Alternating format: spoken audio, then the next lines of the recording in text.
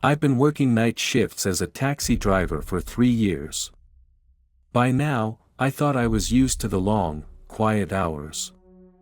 That night, just before 2 a.m., I had dropped off my last passenger at a remote villa deep in the mountains.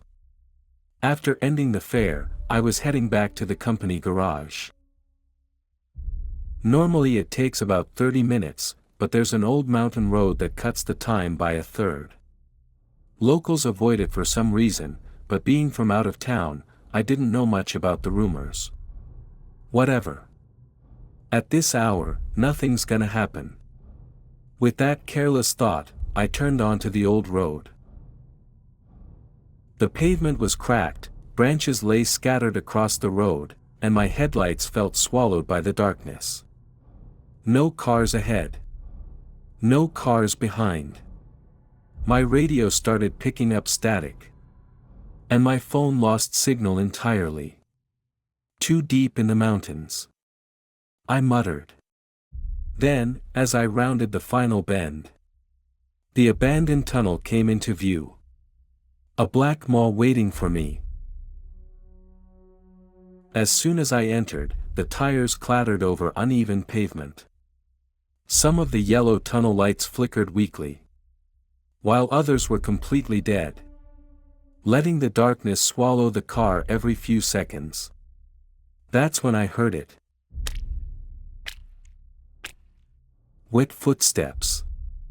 Not an echo. Not the car. Something was walking inside the tunnel. A shape darted across my headlights. Four-limbed. Too fast. Too low to the ground. I slowed down, heart pounding. Not a deer. Not any animal I knew. Something human-shaped, but wrong, had just scurried across the road. My headlights swept across the tunnel wall. And there it was. Clinging to the wall like a spider. Its body twisted and unnaturally thin. A woman-shaped figure. But her face was completely covered with dozens of old talismans. Faded, peeling, stained with blotches of ink or something darker. Her fingers were long and bony. She dug them into the wall, holding herself up. And then she moved.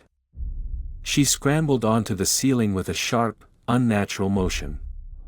Like joints bending where joints shouldn't exist. I slammed the gas pedal. She kept pace on the ceiling.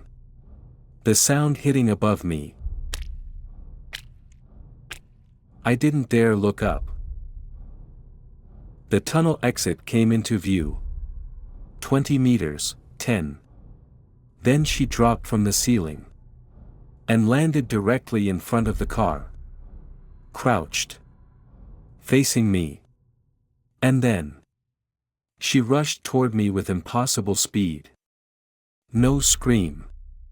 No breath. Just the violent slap of those four limbs on the pavement. I jerked the wheel to the side, barely avoiding her as I shot out of the tunnel.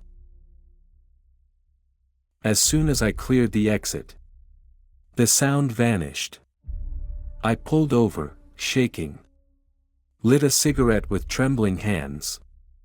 And stood there gulping the cold air. The tunnel behind me was completely silent. Completely dark.